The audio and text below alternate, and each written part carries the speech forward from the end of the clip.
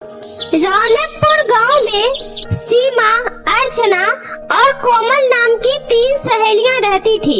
तीनों बचपन से ही एक साथ हंसते खेलते हुए बड़े हुए। कुछ दिन पहले ही उनका स्कूल खत्म हुआ। वह तीनों अब कॉलेज में आ गई थी, लेकिन तीनों की दोस्ती अभी भी बरकरार थी।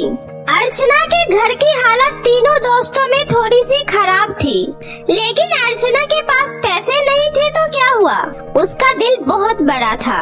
वो हर वक्त मजबूर और बेसहारा लोगों की मदद किया करती थी। उसके पास जितना था उतने में ही वो लोगों की मदद करने की कोशिश करती थी। ऐसे ही दिन बीत रहे थे। एक दिन सीमा अपना होमवर्क लाना भूल जाती है। टीचर होमवर्क न लाने की वजह से पिटाई करती थी। इस बात से सीमा को बहुत डर लग रहा था। वो डर के मारे कांप रही थी। सीमा की यह हालत अर्चना से देखी नहीं गई और उसने उसे टीचर की मार से बचाने के लिए अपना होमवर्क सीमा को दे दिया। तभी क्लास में टीचर आ जाती है। अर्चना, चलो अपना होमवर्क दिखाओ। आई एम सॉरी टीचर, दरअसल मैं अपना होमवर्क लाना भूल गई। अच्छा बहाना है, अब पिटाई खाने के लिए भी तैयार हो जाओ। उसके बाद अर्चना सीमा के हिस्से की पिटाई भी खुद ही खा लेती है। स्कूल में तो सीमा और कोमल अच्छा खाना खा लिया करती थी, लेकिन अर्चना नमक रोटी से ही अपना पेट भर लिया करती थी। ऐसे ही कुछ दिन बीत जाता है और अर्चना का बर्थडे आता है। अर्चना गरीब थी, इसलिए उसके पास ज्यादा अच्छे कपड़े नहीं थे। अर्चना का फटा हुआ कपड़ा देखकर सीमा और कोमल मिलकर अर्चना को एक सुंदर सा फ्रॉक गिफ्ट करने का प्लान बनाते हैं। हाँ कोमल, तुमने बिल्कुल सही कहा। हमें अर्चना को एक बहुत सुंदर सा फ्रॉक गिफ्ट करना चाहिए। फ्रॉक को देखकर वो बहुत ही ज्यादा खुश होगी। उसके बाद सीमा और कोमल ने जो कुछ भी पैसे जमा किए, वो उन पैसों को लेकर एक बहुत बड़ी दुकान में गई। चूँकि सीमा और कोमल ने अपने पॉकेट मनी से ज्यादा पैसे इकट्ठे नहीं किए थे, इसलिए बड़ी दुकान से वो फ्रॉक नहीं खरीद पाई। उसने बहुत सारे दुकानों में जाकर पता किया, लेकिन हर जगह फ्रॉक बहुत ही महंगे थे। कोमल, अब हम क्या करें? मुझे तो लगता है अर्चना को हम फ्रॉक गिफ्ट नहीं कर पाएंगे। हाँ, तुम सही कह रही हो। हमारे इतनी कोशिश करने के बाद भी हम अर्चना के लिए कुछ भी नहीं कर पा रहे हैं। हम उसे एक छोटा सा तोहफा भी नहीं दे पा रहे हैं। वे लोग ये बातें कर ही रहे थे कि तभी सीमा को एक दुकान दिखाई देता है, जिसके ऊपर लिखा था जादुई फ्रॉक की दुकान। वो देखो सीमा, चलो उस दुकान में चलकर पता करते हैं, शायद वहाँ हमारे बजट का कुछ मिल जाए। उसके बाद वो दोनों सहेलियां खुशी खुशी उस जादुई दुकान में चली गई। तभी उसे वहाँ एक बहुत ही सुंदर फ्रॉक दिखाई दिया। आंटी, ये रेड वाली फ्रॉक कितने की है? बेटा, वैसे तो इस फ्रॉक की कीमत 2000 है, लेकिन मेरी दुकानों की सारी चीजें जादुई है, इसलिए यह फ्रॉक आपको 5000 की मिलेगी। अच्छा, फ्रॉक की कीमत सुनकर सीमा और कोमल दोनों निराश हो जाती है। तभी वो दुकान वाली कहती है, अरे तुम दोनों उदास क्यों हो गए? आंटी, दरअसल बात ये है कि हमें अपनी सहेली के लिए एक फ्रॉक खरीदनी है, क्योंकि उसके पास अच्छे कपड़े नहीं है ना। लेकिन हम दोनों अपने पॉकेट मनी से ज्यादा पैसे इकट्ठे नहीं कर पाए। हमने कई दुकानों में पता किया, लेकिन सारे फ्रॉक बहुत ही महंगे हैं। हमें लगा शायद आपके यहाँ हमें कोई सस्ता सा फ्रॉक मिल जाएगा, लेकिन आपके यहाँ तो। अरे बेटा, उदास मत हो। तुम्हारे पास जितने पैसे हैं, तुम उतने पैसे देकर मुझसे ये फ्रॉक ले जा सकती हो, लेकिन बदले में तुम्हें मेरी एक बात माननी होगी। कौन सी बात? यही कि अब तुम दोनों को हंसना पड़ेगा। चलो अब हंसो। उस दुकान वाली आंटी की यह बात सुनकर सीमा और कोमल बहुत ही ज्यादा खुश होती है और वो आंटी को पैसे देकर अर्चना के लिए वो रेड फ्रॉक खरीद लेती है। वो फ्रॉक एक जादुई फ्रॉक था। इस बात की भनक ना तो सीमा को थी और ना ही कोमल को। उन दोनों ने दुकान वाली आंटी की बातों पर इतना ध्यान नहीं दिया था। सीमा और कोमल ने मिलकर अर्चना के लिए एक छोटा सा सरप्राइज प्लान किया था।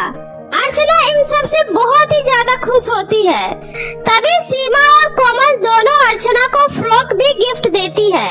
अर्चना फ्रॉक को देखकर बहुत ही ज्यादा खुश हो जाती है और खुशी के मारे उसके आंखों में से आंसू आ जाते हैं। जरूर मैंने पिछले जन्म में कोई बहुत अच्छे कर्म किए होंगे जो मुझे इस जन्म में तुम जैसी सहेलियां मिली।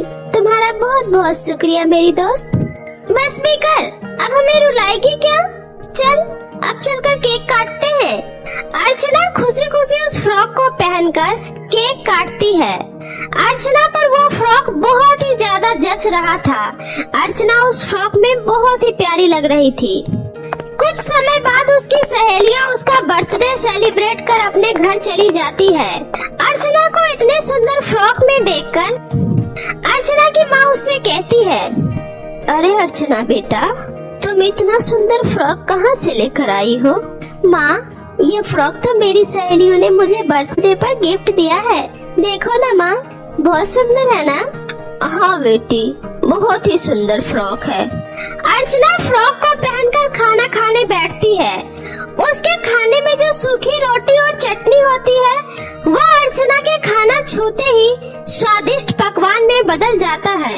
यह देखकर अर्चना और उसकी माँ दोनों ही बहुत ही ज्यादा हैरान हो जाते हैं और खुश भी होते हैं। उसके बाद वे लोग खुशी खुशी स्वादिष्ट पकवान खाते हैं। उसके बाद वे सभी सोने चले जाते हैं। अर्चना जैसे ही जमीन पर बिछी चटाई पर सोती है तभी उसका चटाई एक बहुत ही खूबसूरत बेड में बदल जाता है।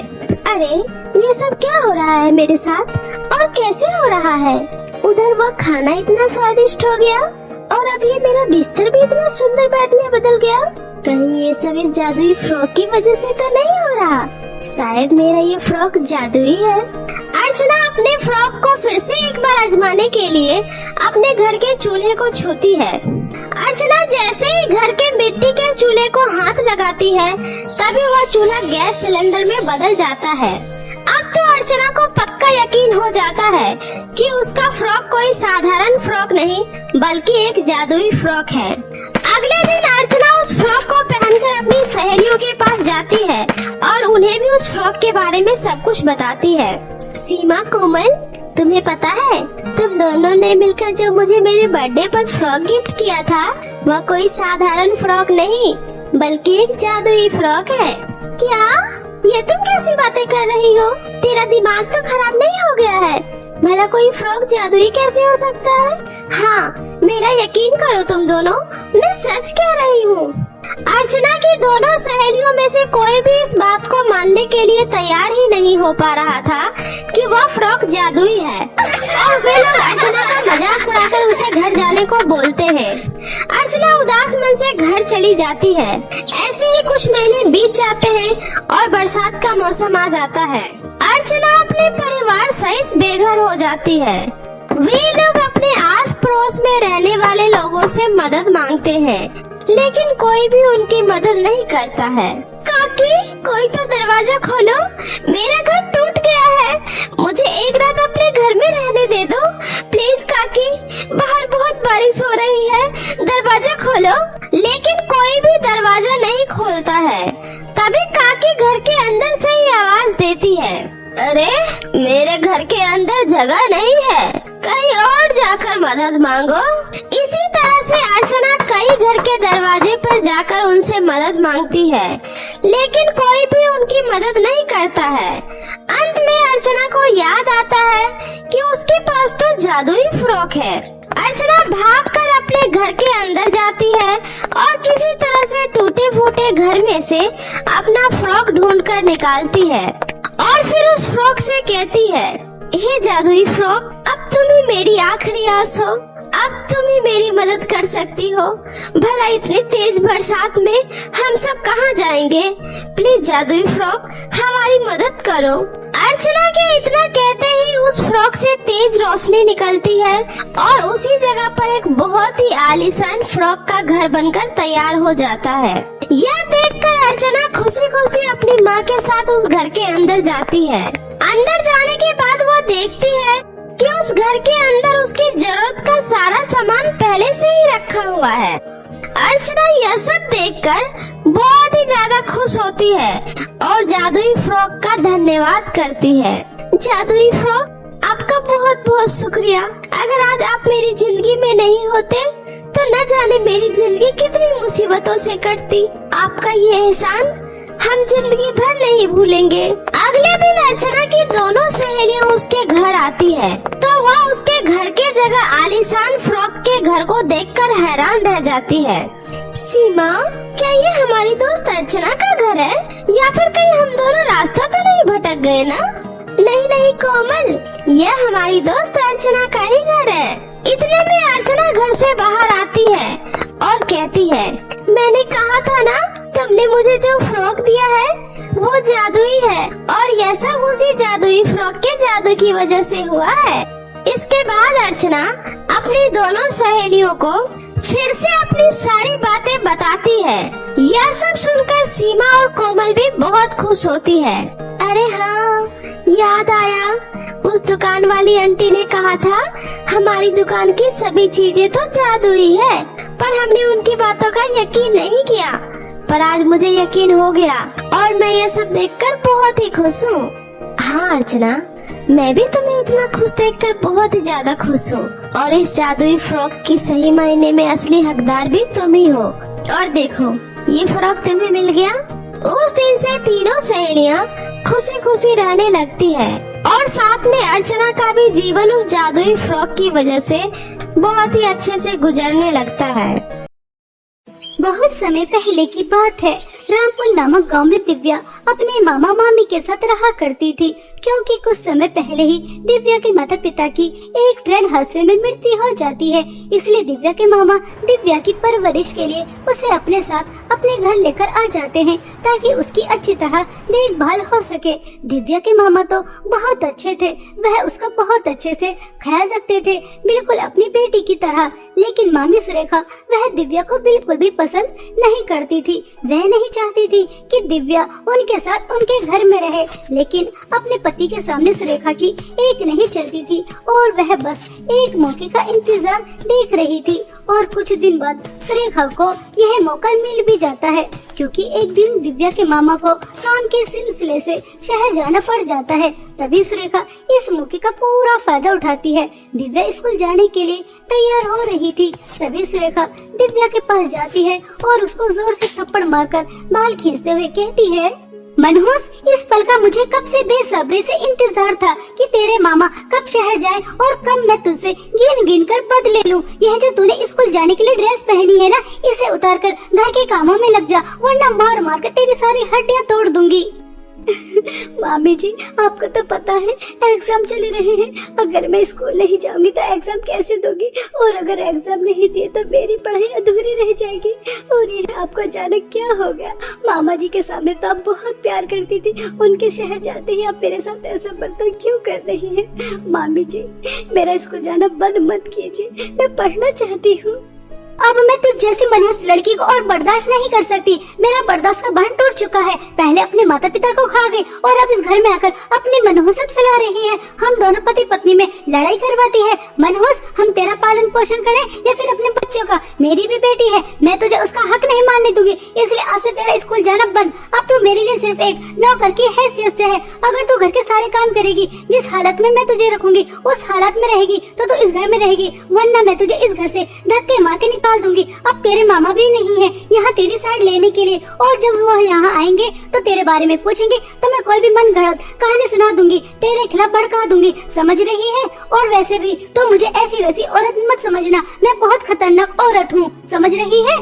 बेचारी दिव्या चुपचाप अपनी मामी की बात मान लेती है, क्योंकि दिव्या अच्छी तरह से जानती थी कि उसकी मामी कितनी ज्यादा खतरनाक है। वह जो कहती है वैसा ही करती है। अगर उसने अपनी मामी की बात नहीं मानी तो वह कहाँ जाएगी? उसके पास तो सर छुपाने के लिए छत भी नहीं है। बेचारी दिव्या मायूस होकर अपनी स्कूल की ड्रेस उतार देती है और घर के काम काज में लग जाती है। दिव्या पूरे दिन घर के काम करती और उसके बाद सुरेखा के पैरों की मालिश करती, और सुरेखा की बेटी नैना वह भी बिल्कुल अपनी माँ की तरह थी। वह भी दिव्या को बहुत ज्यादा परेशान करती थी। अपना स्कूल का सारा होमवर्क दिव्या से कराती थी और उससे खाने के लिए कभी कुछ मंगाती तो कभी कुछ मंगाती। जितना हो सकता था दोनों माँ बेटी मिलकर दिव्या को परेशान कर रही थी, और खाने के लिए भी 3-4 दिन में सिर्फ एक ही बार उसे देती, और पहनने के लिए भी फटे पुराने कपड़े देती। ऐसे ही एक दिन नैना और सुरेखा दोनों किसी की पार्टी में जा रही थी। नैना अपने रूम में तैयार हो रही थी, तभी दिव्या नैना से कहती है, नैना मैंने तुम्हारी अलमारी आज देखी है। तुम्हारे पास कितना ज्यादा सामान है, कितनी ज्यादा नेल पॉलिश, लिपस्टिक और कितनी ज्यादा सुंदर सुंदर ड्रेस। यह सब तो मैंने बस सपने में ही देखा है, आज हकीकत में देखकर कैसा लग रहा है। नैना अगर तुम्हारी कोई चीज रिटायर हो गई हो तो प्लीज मुझे दे दो, मैं भी यूज कर लूंगी, क्योंकि इतनी अच्छी अच्छी महंगी महंगी चीजें मैंने आज से पहले कभी यूज नहीं की। तूने अपनी औकात देखी है? तो इस घर की नौकरानी है और मैं इस घर की मालकिन, और तू अपने मन से इतनी ज्यादा महंगी महंगी और ब्रांडेड चीजों का ख्याल निकाल दे, क्योंकि मैं तुझे अपना एक फटा हुआ रुमाल ना दूं। यह सब चीजें देनी तो बहुत दूर की बात है। और हाँ, एक बात कान खोल के सुन, मैं पार्टी में जा रही हूँ। मेरे जाने के बाद मेरी किसी भी चीज को हाथ मत लगा लेना। अगर मुझे कोई भी चीज इधर से उधर नजर आई तो मैं तेरी हड्डी पसली तोड़ दूंगी। इस तरह से नैना दिव्या को जोर जोर से डांट रही थी। यह आवाज सुनकर सुरेखा रूम में आती है और अपनी बेटी से कहती है, क्या हुआ मेरी प्यारी बच्ची, तो इतना क्यों भड़क रही है? मैंने तुझसे कितनी बार कहा है तो ज्यादा टेंशन मत लिया कर। अगर ऐसी वैसी कोई बात है तो मुझसे कह दिया कर। और ये नौकरानी मनहूस तुझसे क्या कह रही है, जरा तो मुझे तो बता। मैं इस नौकरानी की अभी खबर लेती हूँ, अगर इसने तुझे जरा भी परेशान किया हो तो। अपनी माँ के बार बार पूछने के बाद नैना उन्हें सब बता देती है कि किस तरह वह उसकी चीजों पर नजर रखती है। तभी सुरेखा दिव्या को एक जोर से थप्पड़ लगाती है और उससे कहती है, मनहूस हमेशा बस सजने संवरने का ही तुझे शौक है, काम करने का तो है नहीं। हमेशा तुझसे बस काम कह कर करवाना पड़ता है। घर कितना गंदा पड़ा है और कितने सारे गंदे कपड़े पड़े हैं, और अभी इस्त्री भी होनी है। बस 24 घंटे आराम आराम आराम। काम तो इस महारानी से कह ही मत दो। इतना सारा काम जो पड़ा है वह कौन करेगा? तेरी मरी हुई माँ। जब तक हम दोनों पार्टी में से वापस आते हैं तब तक घर के सारे काम हो जाने चाहिए, और आज के बाद मेरी बेटी की किसी भी चीज पर नजर मत रख लेना, वरना तेरी आंखें निकाल लूंगी। मम्मी, आपको पता है एक बार मैंने इस नौकरानी को बादाम खाते हुए देखा था। अब हम पार्टी में जा रहे हैं, हमारे पीछे तो न जाने नौकरानी क्या क्या चीज खाएगी। फ्रीज में मिठाइयाँ पड़ी हैं और किचन में सभी ड्राई फ्रूट रखे हैं। ये मनहूस उन्हें निकाल कर खा लेगी और इसके तो मजे ही मजे आ जाएंगे। मैं कहती हूँ कि आप फ्रीज में ताला लगा दीजिए। और हाँ मम्मी, आपने सभी गहने और पैसे लॉकर में रख दिए हैं ना? क्या पता ये गहने और पैसे चुरा कर भाग जाए। ऐसी 2 टके नौकरानी और गरीब लोगों का कुछ पता नहीं होता, ये कब क्या कर बैठे। अरे वाह मेरी प्यारी बच्ची, तो कितनी ज्यादा समझदार हो गई। बिल्कुल अपनी माँ पर गई है, माँ पर। तो सही कह रही है। मैं अभी किचन के अंदर और फ्रिज के अंदर ताला लगा देती हूँ, और तू गहने और पैसों की फिक्र मत कर, वह सब बैंक में है। जब ऐसी गरीब और मनहूस नौकर घर में हो तो उनसे ये सब चीज छुपा कर ही रखनी चाहिए। और तू सुन मनहूस, मैं तेरी खाने की प्लेट बाहर रख दूंगी जो तुझे रोज मिलता है, और हमारे आने से पहले पहले सभी काम हो जाने चाहिए। महारानी बनकर आराम मत करने लग जाना। हाँ, ऐसा कहकर सुरेखा फ्रिज और किचन के अंदर ताला लगा देती है। दोनों माँ बेटी सज धज कर पार्टी में चली जाती हैं और दिव्या बेचारी घर में अकेली घर की देखभाल करने के लिए रह जाती है। वह पहले पूरे घर की अच्छी तरह सफाई करती है, उसके बाद कपड़े धोती है, इस्त्री करती है। सुरेखा और नैना के रूम की अच्छी तरह सफाई भी करती है, उनके कपड़े अलमारी में लगाती है, और सारा काम करने के बाद वह अपने हिस्से का खाना किचन के बाहर से लेने जाती है। और खाना देकर दिव्या के आंसू रुकते नहीं हैं। वह बहुत रोती है, क्योंकि रोज तो उसे 2 रोटी सब्जी के साथ मिल जाया करती थी, लेकिन आज सुरेखा जानबूझकर 4-5 दिन की बासी 2 रोटी चटनी के साथ रख कर गई थी। यह देखकर दिव्या को बहुत दुख होता है और वह अपने माता पिता को याद कर बहुत ज्यादा फूट फूट कर रोती है। माँ पिताजी, आज मुझे आप लोगों की बहुत याद आ रही है। आप दोनों मुझे इतनी जल्दी अकेला छोड़कर क्यों चले गए? इस दुनिया में अनाथ बच्चों का कोई नहीं होता, अपने ही उन्हें बोझ समझने लगते हैं। आपको तो स्वर्ग से सब दिखाई दे रहा होगा कि मेरे पर कितना अत्याचार हो रहा है। देखिए कैसे मुझे सूखी रोटी चटनी के साथ मिली है। यह सब कुछ जानबूझकर क्या है, ताकि मैं भूखी रह जाऊं और वह पार्टी में एंजॉय कर रही होंगी। माँ पिताजी, आपको पता था ना कि मुझे पढ़ने का कितना शौक था। पढ़ लिख कर मैं कुछ बनना चाहती थी, लेकिन आपकी मृत्यु के बाद मेरा ये सपना अधूरा ही रह गया। मुझसे मेरी पढ़ाई छिड़ गई। मम्मी की यह सारी बात कड़वे कड़वे घूंट मजबूरी में पीती हूँ, ताकि वह मुझे घर से बाहर न निकाले। मुझे आपकी बहुत याद आ रही है, यहाँ से दिव्या बहुत ज्यादा फूट फूट कर रो रही थी और अपने माता पिता को याद कर रही थी।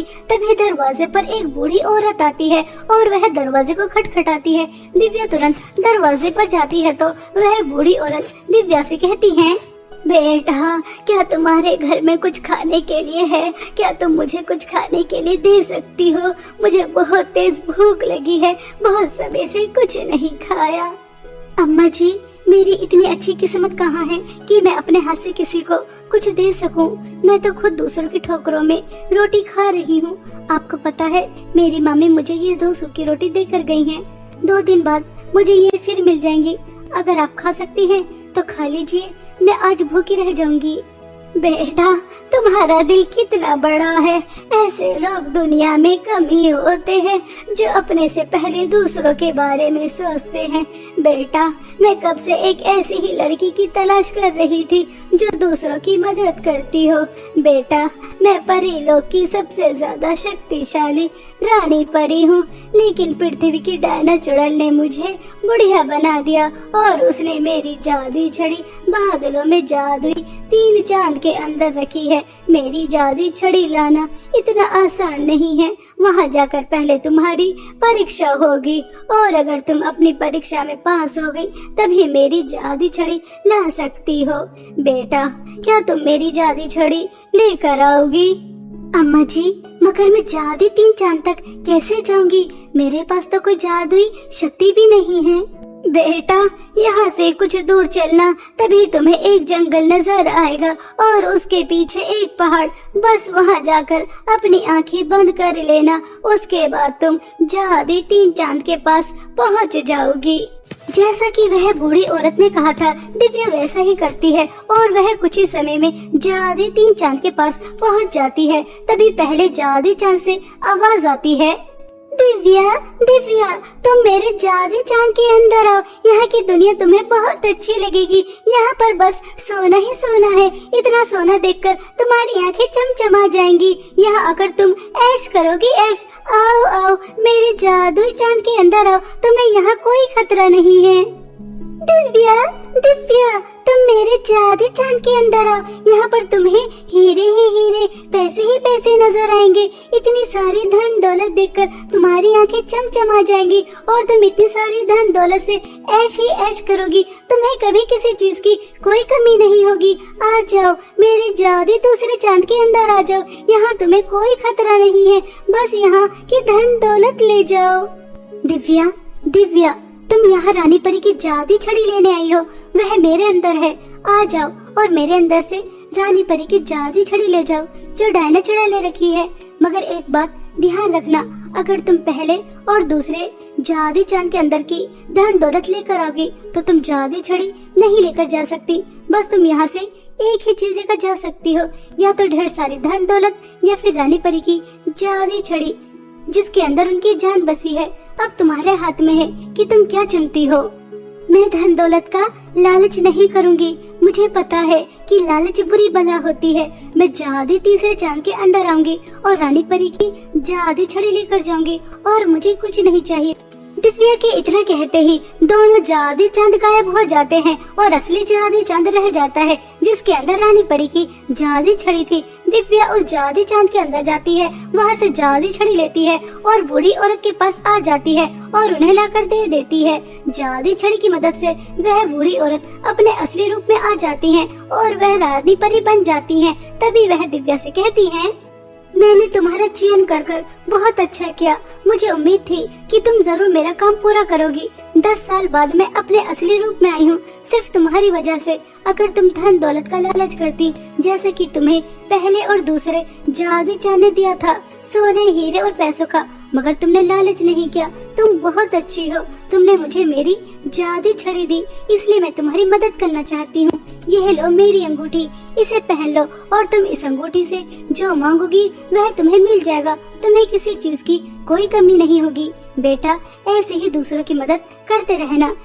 रानी परी अपनी अंगूठी देकर परी लोक वापस चली जाती हैं। दिव्या बहुत खुश थी और वह अंगूठी पहन लेती है और उससे बहुत सारे पैसे मांगती है। उसके सामने आ जाते हैं। तभी दिव्या अपनी मामी का घर छोड़कर दूसरे गांव चली जाती है और वहां जाकर अपना घर बनाती है। और उसे पढ़ने का शौक था, इसलिए वह फौरन अपना एडमिशन भी करा लेती है और वह खुशी खुशी स्कूल जाती है, अपनी मामी के अत्याचार से बहुत दूर। ऐसे ही समय बीत रहा था। एक दिन दिव्या सुरेखा और नैना को शॉपिंग मॉल में मिलती है, जिसे देखकर दोनों माँ बेटी चौंक जाती हैं। नैना बेटा देख, हमारे घर की मामूली सी नौकरानी कितने बड़े मॉल में शॉपिंग कर रही है। मैंने तो सोचा था हमारे अत्याचार के डर से किसी अनाथालय में पड़ी होगी, लेकिन ये तो महंगी महंगी चीज खरीद रही है। आखिर इसके पास ऐसा क्या आ गया? तभी दोनों माँ बेटी दिव्या के पास जाती हैं और उसे कहती हैं, अरे वाह दिव्या बेटा, तुम इतने बड़े मॉल में शॉपिंग कर रही हो। तुम्हारे घर से जाने के बाद मैंने तुम्हें कहाँ कहाँ नहीं ढूंढा। बेटा, अपने अमीर होने का राज अपनी मामी को नहीं बताओगी? हाँ हाँ मामी, क्यों नहीं, मैं आपको जरूर बताऊंगी। आपको पता है हमारे गांव के बाहर जो जंगल है उसके पीछे एक काली पहाड़ी है। बस वहां जाकर अपनी आंखें बंद कर लेना और फिर तुम तुरंत जादू 3 चांद के पास पहुंच जाओगी। वहां जाकर तुमसे कुछ सवाल पूछे जाएंगे। अगर तुम अपने सवाल में पास हो गई तो तुम्हें बहुत सारी धन दौलत मिल जाएगी।